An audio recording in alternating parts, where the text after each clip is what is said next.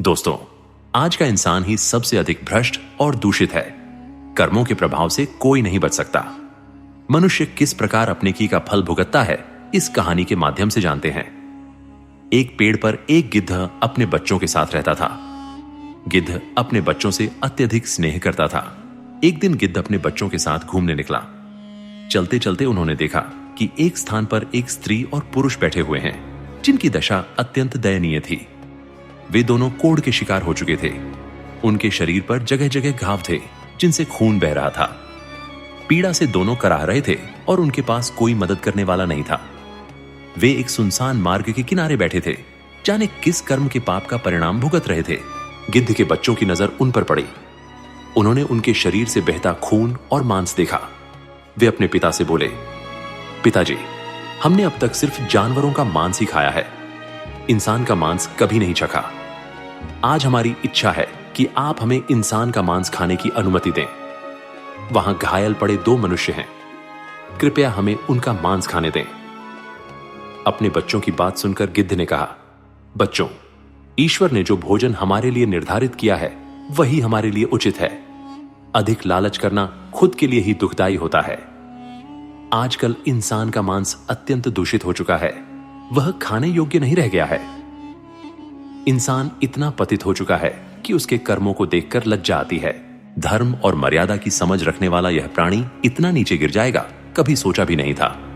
हे बच्चों, चाहे भूखे रहना पड़े, पर इंसान का मांस खाने का विचार कभी मत लाना। गिद्ध के बच्चों ने पूछा, पिताजी, ऐसा क्या कारण है कि हम इंसान का मांस नहीं खा सकते? तब गिद्ध ने कहा, बच्चों, मैं तुम्हें एक कहानी सुनाता हूं। यह कहानी उन्हीं दोनों स्त्री पुरुषों की है, जिनका मांस खाने की तुम इच्छा कर रहे हो। यदि तुम इनके कर्मों को जान लोगे तो कभी इंसान का मांस खाने की जिद नहीं करोगे।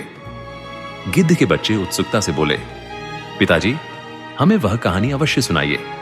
हम जानना चाहते हैं कि हम इंसान का मांस क्यों नहीं खा सकते। आपकी कहानी को हम ध्यान से सुनेंगे, कृपया हमें सुनाइए।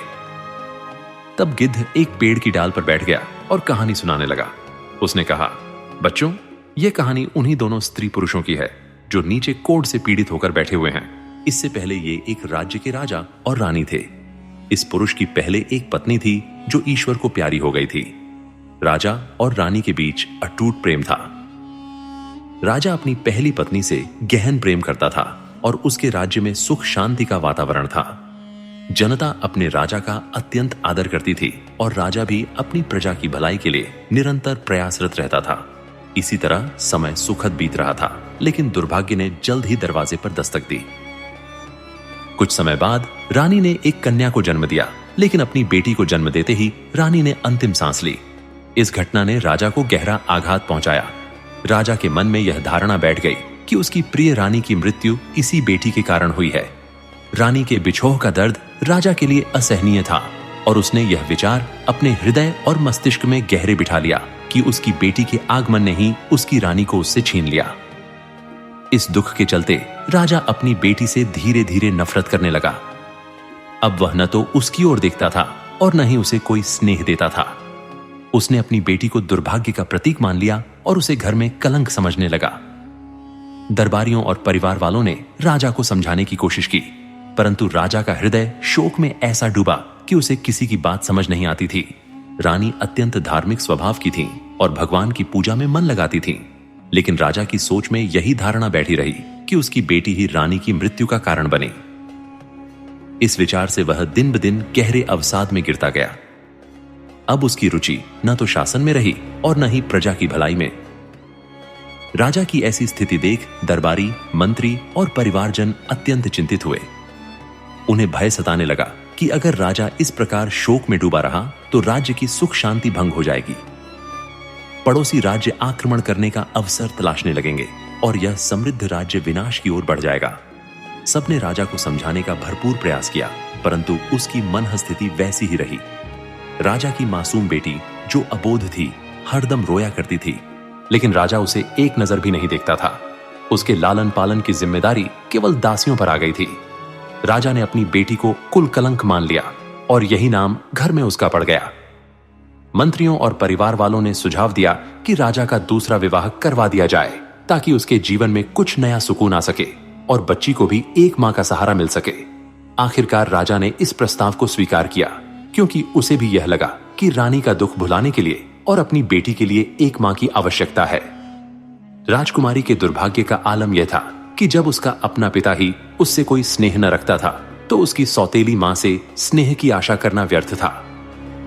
राजा की दूसरी पत्नी भी उस नन्ही बच्ची को अपनाने के बजाय उससे कटुता करने लगी।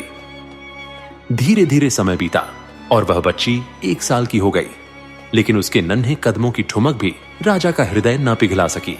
वह अपनी बेटी को हमेशा हिकारत से ही देखता था। राजा की उदासीनता का लाभ उठाते हुए उसकी सौतेली मां भी उस पर कठोरता दिखाने में कोई कसर न छोड़ती थी। समय बीतने के साथ राजा की दूसरी पत्नी गर्भवती हुई और एक दिन उसने भी एक कन्या को जन्म दिया। इस नवजात बच्ची के आगमन से राजा का मन हर्षित हो उठा, क्योंकि उसकी पत्नी पूरी तरह स्वस्थ थी। इस बार राजा ने अपनी कन्या को शगुन की निशानी मानते हुए पूरे राज्य में मिठाइयां बंटवाईं और बड़े धूमधाम से उसका नामकरण संस्कार किया। उसका नाम रखा गया सौभाग्यवती। इस प्रकार सौभाग्यवती और कुलकलंक एक ही घर में साथ साथ बड़ी होने लगी। समय अपनी गति से चलता रहा और राजा रानी सौभाग्यवती को अपार स्नेह से पालने लगे। दूसरी ओर कुलकलंक को स्नेह के नाम पर कुछ भी न मिला। जब सौभाग्यवती की शिक्षा का प्रबंध किया गया, उसके लिए योग्य आचार्य बुलाए गए, जबकि कुलकलंक के लिए शिक्षा का कोई प्रबंध नहीं हुआ। समय के साथ दोनों बालिकाएं सयानी हो गईं। देखने में वे समान थीं, लेकिन उनके पालन पोषण में राजा रानी की ओर से भेदभाव स्पष्ट था। जब सौभाग्यवती के वस्त्र पुराने हो जाते, तो वही वस्त्र कुलकलंक को पहनने के लिए दे दिए जाते। जिस कन्या को उसका पिता ही स्नेह नहीं देता था, उसका और ध्यान कौन रखता। बेचारी की मां तो पहले ही स्वर्ग सिधार चुकी थी। एक दिन रानी ने राजा से कहा, महाराज, अब दोनों कन्याएं युवा हो गई हैं, इनके विवाह का विचार करना उचित रहेगा। सौभाग्यवती, जो राजकुमारी होने के गर्व में रहती थी, अपने माता पिता के प्रेम पर इतराती थी। दूसरी ओर कुलकलंक अपनी धार्मिक प्रवृत्ति के कारण शांत स्वभाव की थी। वह अपनी मां के समान ईश्वर भक्ति में लीन रहती, जबकि सौभाग्यवती का स्वभाव अपने वैभव के प्रति अभिमान से भरा था। महल के लोग, सेवक और अन्य सदस्य कुलकलंक के प्रति सहानुभूति रखते थे, परंतु उसकी सौतेली मां और सौभाग्यवती हमेशा उस पर कटाक्ष करती थीं। राजा तो अपनी बेटी सौभाग्यवती को देखकर गदगद होता, लेकिन कुलकलंक के लिए उसके मन में प्रेम की कोई भावना नहीं थी। राजा कुलकलंक को इतनी हिकारत से देखता था कि उसकी छाया भी सामने आने पर वह मार्ग बदल लेता था। अभागी कुलनी पिता के स्नेह की एक झलक को तरसती रहती, परंतु राजा ने साफ हिदायत दे रखी थी कि महल में उसकी उपस्थिति में कुलकलंक उसकी आंखों के सामने न आए। इस निर्देश का कठोरता से पालन होता। समय बीता और बेटियां विवाह योग्य हो गईं। यद्यपि राजा उससे घृणा करता था, बेटी का विवाह करना उसकी जिम्मेदारी थी। रानी ने राजा से कहा, महाराज, दोनों कन्याएं अब विवाह योग्य हैं, उनके लिए किसी उपयुक्त वर की तलाश कीजिए। राजा ने ठंडी आह भरते हुए कहा, हां रानी, विवाह तो करना ही पड़ेगा। जितनी जल्दी यह कुलकलंक महल से विदा हो, उतना ही अच्छा होगा। राजा की इन कटु बातों से स्पष्ट था कि उसे अपनी उस संतान से कितनी गहरी वितृष्णा थी। रानी ने, जो कि सौतेली होने के कारण पहले से ही कटुता रखती थी, सुझाव दिया, महाराज, क्यों न पहले इस कुलकलंक का विवाह कर इसे इस घर से हटाया जाए। हमारी बेटी का विवाह बाद में कर सकते हैं। राजा सहमत हुआ और बोला, कोई बात नहीं, पहले इसी का विवाह कर देते हैं। जैसे यह स्वयं है, उसी के अनुरूप इसके लिए वर खोज लाओ। रानी अपनी नफरत को बढ़ाते हुए कहने लगी, राजा साहब, इसके लिए तो कोई अंधा भिखारी ही ठीक रहेगा। इसे महलों की गरिमा के अनुरूप वर नहीं मिलेगा। जहां भी जाएगी वहां बर्बादी ही लाएगी। जैसे यह अपनी मां को खा गई, वैसे ही जिस घर जाएगी उसे भी संकट में डाल देगी। राजा ने सहमति में सिर हिलाते हुए कहा, ठीक कहती हो रानी साहिबा। उसने अपने महल के नाई और पंडित को बुलवाया और उन्हें आदेश दिया कि कुलकलंक के लिए एक ऐसा वर ढूंढ कर लाएं जो अंधा हो, निर्धन हो और जिसका कोई सहारा ना हो। राजा की आज्ञा का पालन करते हुए नाई और पंडित वर की खोज में निकल पड़े और कई गांव पार करते हुए दूरस्थ गांव में एक मंदिर के बाहर पहुंचे। वहां एक वृद्धा को अपने अंधे पुत्र के साथ भिक्षा मांगते देखा। नाई और पंडित दोनों उस वृद्धा के पास गए और कहा, माई, हम तेरे बेटे के लिए एक शुभ रिश्ता लेकर आए हैं। पहले तो वह वृद्धा हंसी और बोली, भैया, मेरे अंधे बेटे से भला कौन विवाह करेगा। इस पर नाई ने समझाते हुए कहा, हम मजाक नहीं कर रहे, सच में राजमहल से आपके बेटे के लिए रिश्ता आया है। यह सुनकर वृद्धा ने विस्मय से उनकी बातों पर विश्वास किया और तुरंत राजी हो गई। नाई और पंडित उस वृद्धा के पुत्र से रिश्ता तय कर महल लौट आए और राजा को सारी बात बताई। इसके बाद राजा ने अपनी बेटी कुलकलंक का विवाह उस अंधे भिखारी से करवा दिया और दान दहेज के नाम पर भी कुछ नहीं दिया। जब कुलकलंक अपनी ससुराल पहुंची तो उसने वहां एक जीर्ण शीर्ण झोपड़ी देखी जहां बैठने तक की जगह नहीं थी। वह मन ही मन ईश्वर से विनती करने लगी, हे प्रभु, यह कैसी परीक्षा है, मुझे पति भी मिला तो अंधा। अगर जीवन साथी समर्थ होता तो हम दोनों मिलकर कोई रास्ता निकाल लेते। फिर भी ईश्वर की इच्छा मानकर उसने अपने पति को परमेश्वर मान लिया और अपनी सास और पति की सेवा में लग गई। वह उनके लिए भोजन बनाती, पहले उन्हें खिलाती, फिर स्वयं खाती। उसने अपनी नियति को मानकर अपनी ससुराल में प्रेम और समर्पण से रहना शुरू किया। दूसरी ओर जब काफी समय बीत गया तो रानी ने राजा से कहा, महाराज, अब वह मनहूस लड़की हमारे घर से जा चुकी है, क्यों ना अब हम अपनी बेटी का विवाह किसी ऊंचे राजघराने में कर दें। राजा ने तुरंत नाई और पुरोहित को बुलवाकर कहा, हमारी इस बेटी के लिए एक प्रतापी राजकुमार तलाश करो जो सुंदर और वैभवशाली हो। पुरोहित और नाई एक ऐसे चक्रवर्ती सम्राट के दरबार में पहुंचे जिसके एकमात्र राजकुमार का व्यक्तित्व मनोहारी था और उसका भविष्य एक शक्तिशाली सम्राट बनने का था। बिना देर किए नाई और पुरोहित ने सौभाग्यवती का रिश्ता उस राजकुमार से तय कर दिया और आकर राजा को सारी बात बताई। राजा ने सौभाग्यवती का विवाह बड़े धूमधाम से किया। हजारों हाथी, घोड़े, रथ और उपहार देकर अपनी बेटी को भव्यता से विदा किया। सौभाग्यवती अपने पति के साथ आनंद और ऐश्वर्य के जीवन का अनुभव करने लगी। उसे प्रारंभ से ही अपने माता पिता का असीम स्नेह मिला था और अब अपने ससुराल में भी उसे प्यार और राजमहल के सुख प्राप्त हुए। उधर कुलनी, जिसे राजा कुलकलंक कहता था, अपने अंधे पति के साथ कठिनाइयों में जीवन बिता रही थी। एक दिन वह अपनी सास से बोली, मां जी, आप रोज रोज भीख मांगने जाती हैं, यह मुझे अच्छा नहीं लगता। इससे बेहतर होगा कि हम मेहनत से कुछ कमाएं। उसकी सास ने सहमति जताते हुए कहा, लोग तुझे कुलकलंक कहते हैं, पर हमारे घर की तू सच में लक्ष्मी है। तू जो कहेगी मैं वही करूंगी। कुलनी ने अपनी सास से कुछ पैसे मांगे और कहा, इनसे मैं कुछ खरबूजे और तरबूज खरीद कर लाऊंगी। गर्मी का समय है, लोग इन्हें पसंद करेंगे।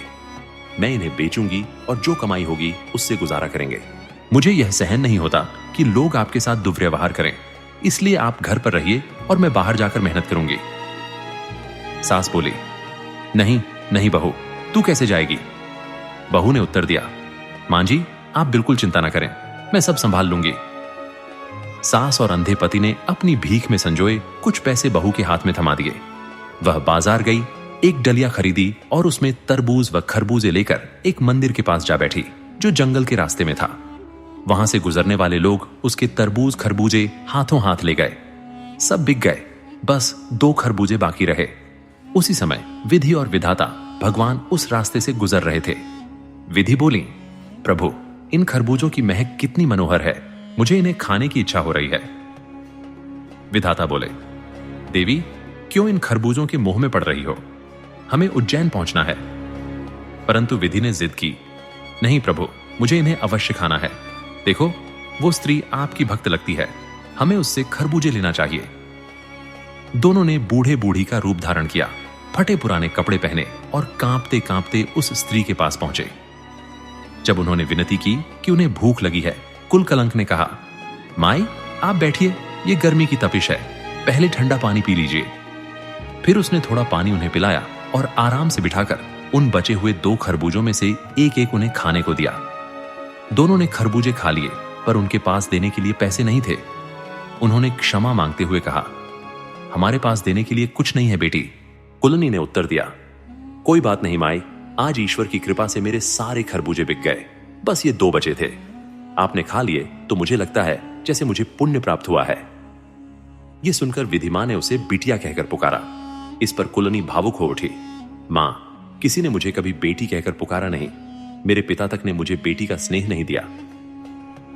विधिमा, जो अब वृद्धा का रूप धारण किए थीं, बोली, बेटी, मैं काफी दूर से चली आ रही हूं, मेरे पैरों में दर्द है। कुलकलंक ने कहा, लाओ माई, मैं तुम्हारे पांव दबा दूं। इतना कहकर वह विधि मां के चरण दबाने लगी। ठंडी बयार बहने लगी और विधि मां को नींद आ गई। वह अपने पल्लू से उन्हें हवा करने लगी ताकि कोई मच्छर मक्खी उन्हें न परेशान करे। विधाता भी पास ही लेट गए। जब विधि मां की नींद खुली, उन्होंने प्रसन्न होकर कहा, बेटी, तूने हमारी बहुत सेवा की, पर हमारे पास तुझे देने के लिए कुछ नहीं है। हम तुझे क्या दें? वह विनम्रता से बोली, मां, आपकी सेवा कर मुझे लगा जैसे मैंने अपनी मां का प्यार पा लिया। विधि मां मुस्कुराते हुए बोली, अच्छा बेटी, अब हम चलते हैं। जाते जाते माता विधि ने विधाता से कहा, प्रभु, यदि आपकी झोली में कुछ है तो इस अभागिन को दे दीजिए। इसका जीवन अत्यंत संघर्षपूर्ण है और इसके पिता ने इसके साथ घोर अन्याय किया है। विधाता ने उत्तर दिया, देवी, मेरी झोली में तो केवल भभूति है, इससे इसे क्या लाभ मिलेगा? माता विधि बोली, प्रभु, आपकी कृपा से ही लोगों का कल्याण होता है। तब उन्होंने विधाता की झोली से थोड़ी भभूति निकाली और उस महिला को दे दी, जिसे उसने अपने साड़ी के पल्लू में बांध लिया। शाम को जब वह घर पहुंची तो अपनी सास से कहा, मां जी, आज एक वृद्ध दंपत्ति की सेवा करके मुझे अत्यंत संतोष मिला। देखिए, आज की कमाई भी बहुत अच्छी हुई। मेरे सभी खरबूजे बिक गए। अब आपको और मेरे पति को भीख मांगने की आवश्यकता नहीं है। अब हम परिश्रम से अपना जीवन यापन करेंगे और भगवान की कृपा से सम्मानपूर्ण जीवन जिएंगे। आज से हमें किसी के सामने हाथ फैलाने की आवश्यकता नहीं। यह सुनकर उसकी सास की आंखें भर आईं।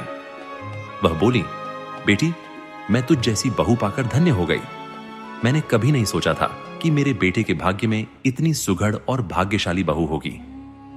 भगवान का आभार है जिन्होंने मेरे बेटे को तेरे जैसा सहारा दिया।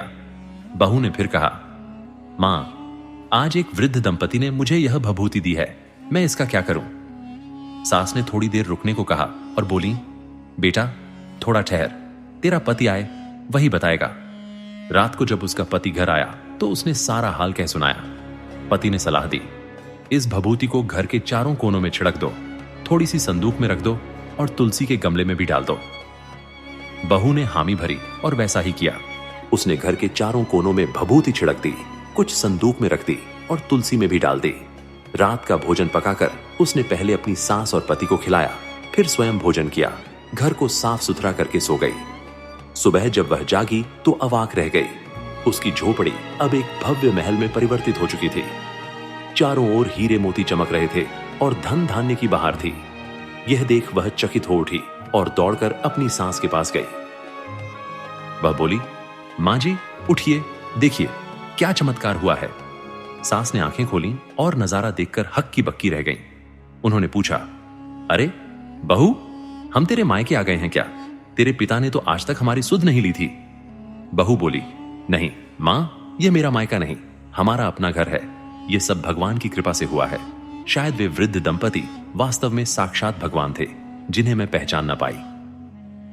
भगवान को न पहचान पाने का पश्चाताप उसके हृदय में कसक बनकर बैठ गया और उसकी आंखों से आंसू बहने लगे। उसकी सास ने उसे सांत्वना दी। तभी उसके पति की आंख खुली और वह भी चमत्कार देख आश्चर्यचकित होकर चिल्ला उठा, अरे लक्ष्मी, ये मैं अपनी आंखों से क्या देख रहा हूं? अब वह खुशी से अपनी मां से बोला, मां देखो, अब मुझे सब कुछ स्पष्ट नजर आ रहा है। अब मैं अंधा नहीं हूं।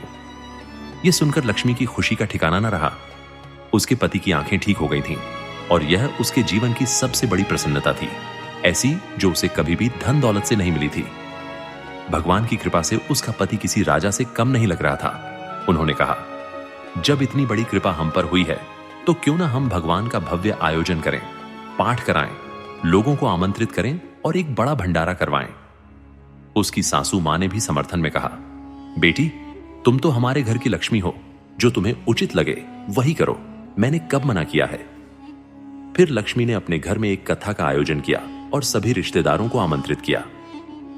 उसने अपने मायके में भी संदेश भिजवाया और अपनी बहन सौभाग्यवती को भी निमंत्रण भेजा।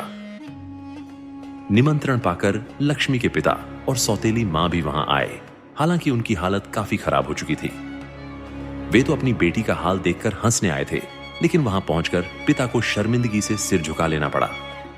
मन ही मन वह सोच रहे थे, मैंने अपनी बेटी के साथ ऐसा किया, लेकिन देखो नसीब की महिमा, भगवान ने उसकी किस्मत स्वयं लिखी है। लक्ष्मी के माता पिता को अब बड़ा पश्चाताप हो रहा था, क्योंकि जब लक्ष्मी और सौभाग्यवती की शादी हुई थी तो पिता ने जानबूझकर अपनी बेटी को एक अंधे भिखारी के साथ ब्याह दिया था और उसे कुछ भी नहीं दिया था। इसी अन्याय के कारण उसके पिता और सौतेली माँ दोनों गरीबी में आ गए थे। उनका राज्य धूमिल होता जा रहा था। प्रजा में राजा के प्रति आक्रोश पैदा हो गया था।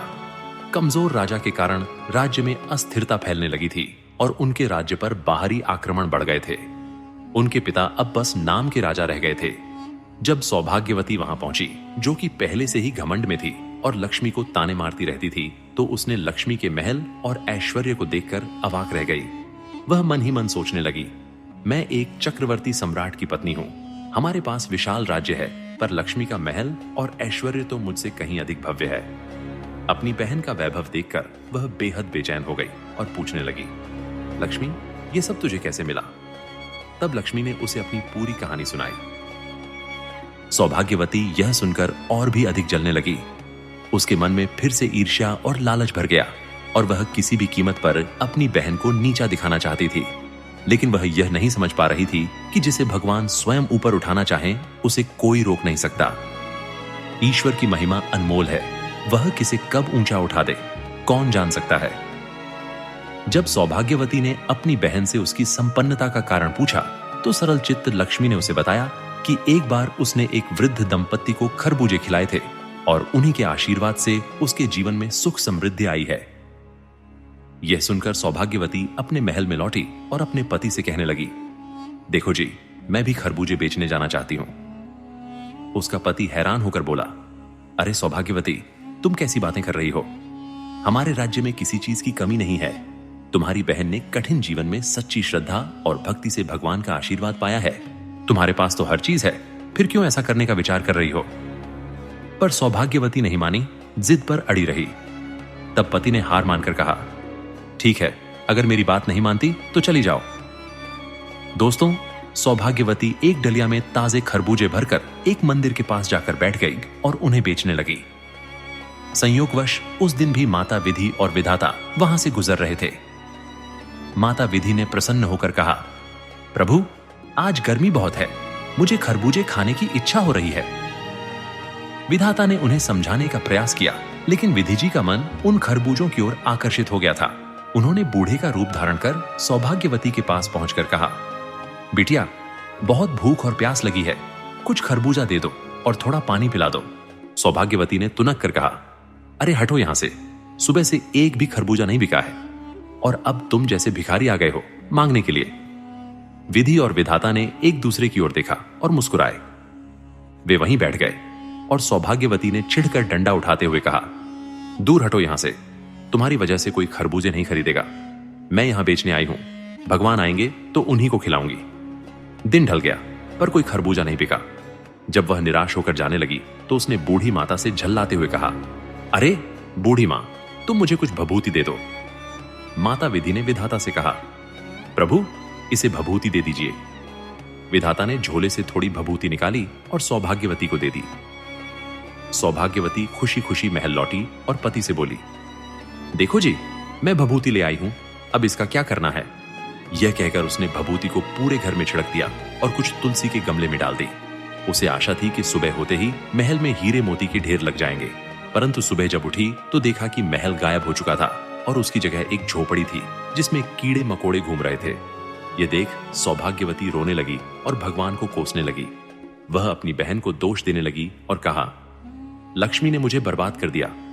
उसका पति उसे समझाते हुए बोला, सौभाग्यवती, यह सब तुम्हारी लालसा का परिणाम है। यही कारण है कि तुम्हारे साथ ऐसा हुआ। तुम्हारी बहन के दिल में सच्ची भक्ति और निष्ठा थी और भगवान ने उसकी श्रद्धा से प्रसन्न होकर उसे आशीर्वाद दिया, लेकिन तुम लालच में पड़ गई और जो तुम्हारे पास था उसे भी गंवा दिया। संतोष वही है जो हमारे पास होता है, उसी में प्रसन्न रहना चाहिए। तुम्हारे पति ने तुम्हें समझाया, परंतु सौभाग्यवती ने अपनी बहन लक्ष्मी को दोष देना शुरू कर दिया, मानो उसकी छाया ही उसके घर पर भारी पड़ गई हो। उसके पति ने उसे डांटते हुए सुधरने की नसीहत दी। जब यह बात उसके मायके तक पहुंची तो वृद्ध राजा और रानी, जो अब दरिद्र हो चुके थे, अपनी बेटी की सुध लेने आए। पर सौभाग्यवती ने अपने माता पिता को दरवाजे पर देखकर कहा, दूर हटो, मेरे घर में मत आना। मुझे ऐसे माता पिता नहीं चाहिए जो कुष्ठ रोग से ग्रस्त और गंदे हों। मैं तुम्हारी सेवा नहीं कर सकती। वे दयनीय हालत में अपनी बेटी के दुख का हिस्सा बनने आए थे, लेकिन बेटी ने उन्हें तिरस्कार से बाहर भगा दिया। इसकी जानकारी जब लक्ष्मी को हुई कि उसके माता पिता अब दर दर की ठोकरें खा रहे हैं और उसकी बहन का राजपाट समाप्त हो गया है, तो लक्ष्मी अपने पति के साथ वहां आई। उसने अपने आधे धन से बहन का उजड़ा राजपाट फिर से संवार दिया और अपने माता पिता को साथ ले गई। लेकिन उनके कर्म इतने प्रबल थे कि प्रभु की आराधना करने पर भी वे ठीक नहीं हो सके। तब माता पिता ने कहा, बेटी, हमने जो पाप किए हैं उनका दंड हमें सहना ही होगा, हमें क्षमा कर दो। बेटी के चरण छूकर उन्होंने विदा ली और एकांत स्थान पर जाकर भगवान की प्रार्थना में लीन हो गए। अपने पापों की क्षमा मांगने लगे। वहां उनका शरीर गलने लगा और रक्त मांस के टुकड़े गिरने लगे। ईश्वर ने उन्हें उनके कुकर्मों का दंड दिया था और बिना पाप का प्रायश्चित किए उनका इलाज किसी औषधि से संभव नहीं था। अब वे पूरी तरह समझ गए कि वे जिस लक्ष्मी को कुल का दोष समझ रहे थे, वही तो साक्षात देवी का स्वरूप थी और अब अपने पापों का भार अपने ही जीवन में भोग रहे थे। दूसरी ओर गिद्ध ने अपने बच्चों से कहा, बच्चों, ये दोनों वही लोग हैं। अब बताओ, क्या तुम अब भी ऐसे इंसानों का मांस खाना चाहोगे? बच्चों ने गिद्ध से क्षमा मांगते हुए कहा, पिताजी, हमें माफ कर दो। अब हमें समझ आ गया है कि मनुष्य का मांस दूषित हो चुका है और सबसे ज्यादा अशुद्ध अगर कुछ है तो वह है मनुष्य का मन। इसके बाद गिद्ध अपने बच्चों को लेकर वहां से चला गया। इस कहानी से हमें यह सीख मिलती है कि कर्म का फल अवश्य मिलता है। जो माता पिता अपने सौतेले बच्चों के साथ अन्याय करते हैं, उनके साथ भी ऐसा ही होता है। बुरे कर्म का फल सदा बुरा ही होता है।